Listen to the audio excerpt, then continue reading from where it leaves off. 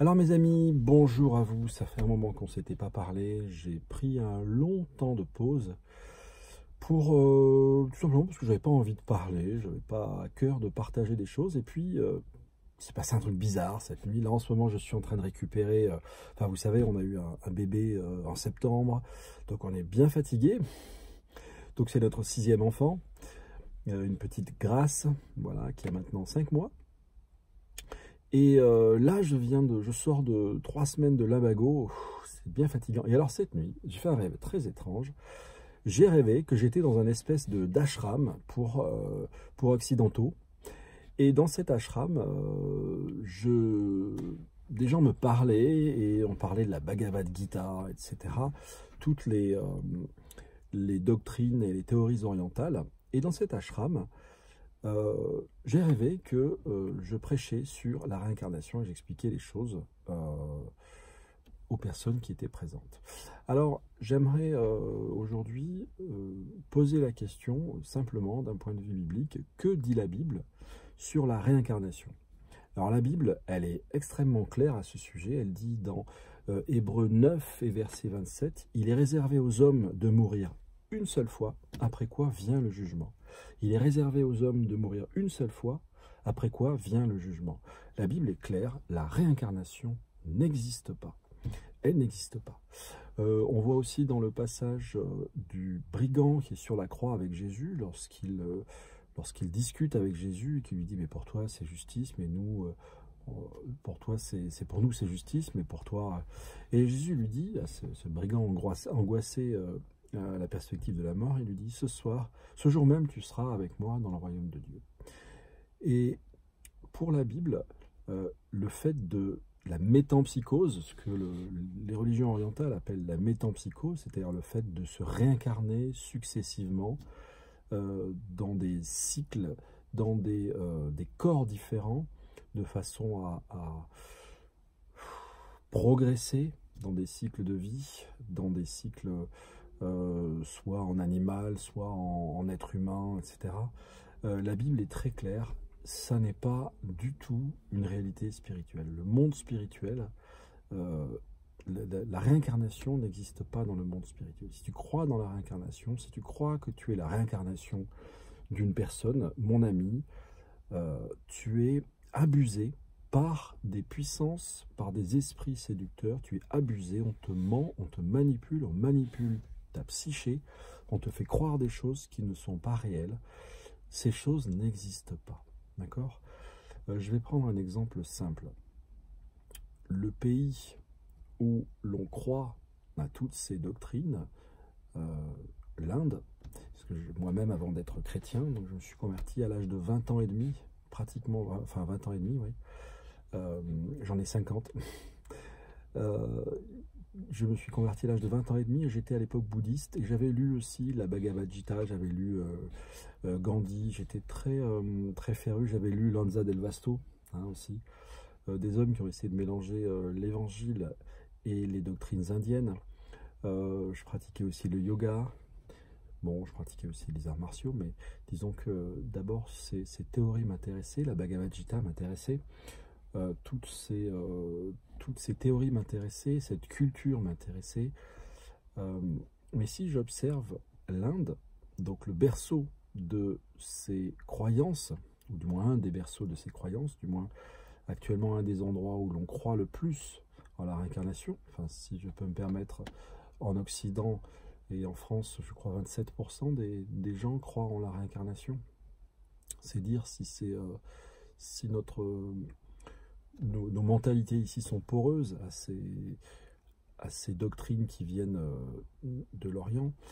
Mais dans ces pays où l'on croit à la réincarnation produit un système de caste qui est une oppression absolument épouvantable.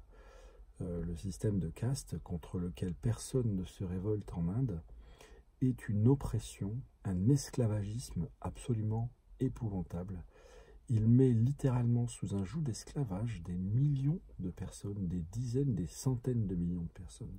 Si vous êtes dans ce déterminisme-là, si vous êtes dans ce destin-là, si vous êtes né en bas de l'échelle sociale, vous savez qu'il existe les intouchables, Mais ce que vous savez peut-être pas, c'est que en dessous des intouchables, il y a encore pire, il y a les hors-castes, ceux dont mon ami Paul Lecossec a fait l'objet de sa mission et de son travail depuis plusieurs dizaines d'années maintenant.